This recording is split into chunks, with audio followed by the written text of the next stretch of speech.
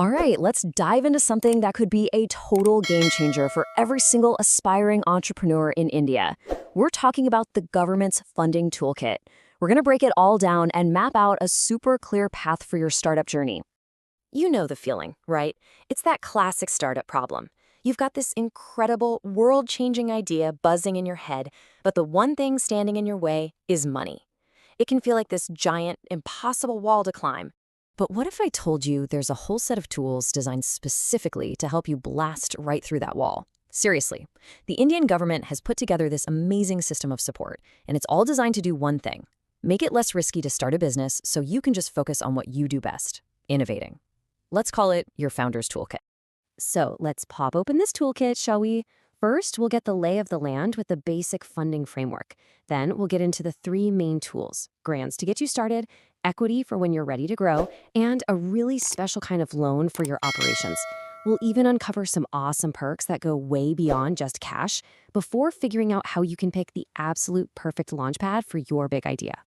Okay, first things first. Before we dive deep, let's just create a quick mental map of this whole landscape. All these government schemes, they pretty much fall into a few key buckets. And, just understanding those is the first big step to choosing the right path for you. When you boil it all down, it's actually pretty simple. On one side, you've got grants. Think of this as, well, basically free money to test, validate, and build your first prototype without any immediate strings attached. Then, on the other side, for when you're ready for that bigger growth spurt, you have equity and loans. Now, these involve a trade-off. You either give up a small piece of your company or you promise to pay the money back. Let's start with the first tool in our kit. And honestly, for an early stage founder, this one is just so incredibly powerful. Grants are like the high-octane fuel you need to turn a fragile little idea into a real, tangible thing. So let's be crystal clear on what a grant actually is. It's capital you don't have to pay back. But what does that really mean for you as a founder? It means you get the freedom to experiment, to pivot. You can even fail early on without that crushing weight of debt on your shoulders. It's an investment in your potential, pure and simple. The big one here is the Startup India Seed Fund. This thing is laser focused on those super critical first steps: making sure your idea works, building that first prototype, and just getting a feel for the market.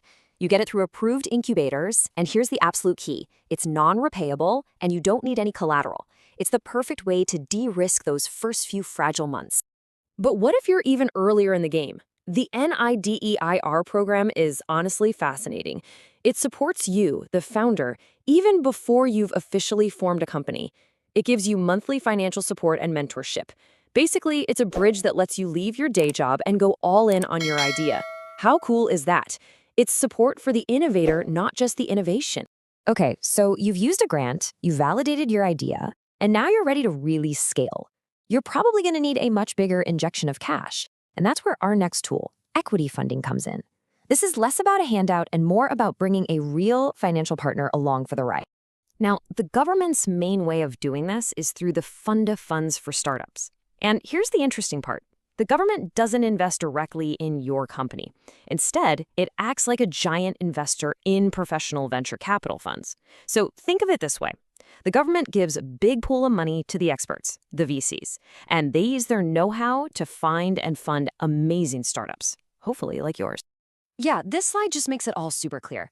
The government backs the VCs and the VCs back you. But look closely at step 4. This is what's so critical. Just like a grant, there's no debt and there's no collateral. The government and the VC are literally betting on your future success. It aligns everybody's interests around one thing: growth. Okay, but what if giving up equity just isn't your thing right now? Maybe you just need working capital to manage inventory or scale up your operations. Well, our third set of tools is all about loans, but with a revolutionary twist for startups: absolutely no collateral required. Now, this is a total game changer. For years, the single biggest hurdle for a new founder trying to get a business loan was collateral.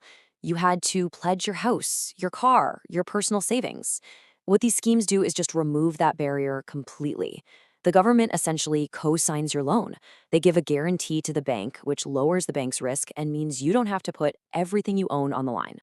This table lays out your main options perfectly. You've got the CGSS, which is the broad choice for most recognized startups. Then, if your startup also happens to be registered as an MSME, the CGTMSE is tailor-made for you.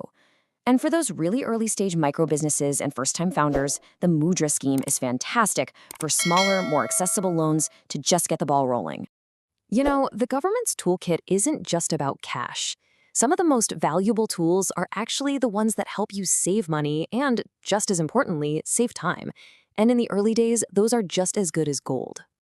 Becoming a recognized startup unlocks some amazing benefits. I mean, think about it. Tax exemptions mean more cash stays in your bank account, not the government's. Simpler compliance rules mean your precious time is spent building your product, not stuck filling out endless forms.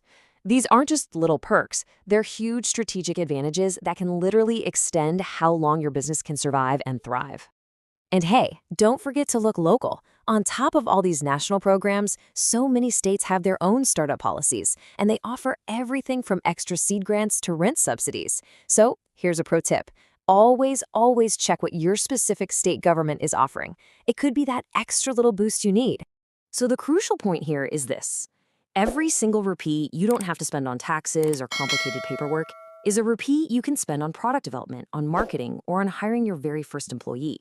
These perks are all designed to give you a longer runway and a much better shot at success. Phew, we've covered a ton of ground, right? We've basically unpacked the entire toolkit. So the big question is, how do you pick the right tool for the job? How do you choose your launchpad? So where do you even start? It's actually way simpler than it looks. You just have to ask yourself 3 basic questions. First, what stage am I at? Are you an idea on a napkin, or are you ready to scale to the moon? Second, what's my sector?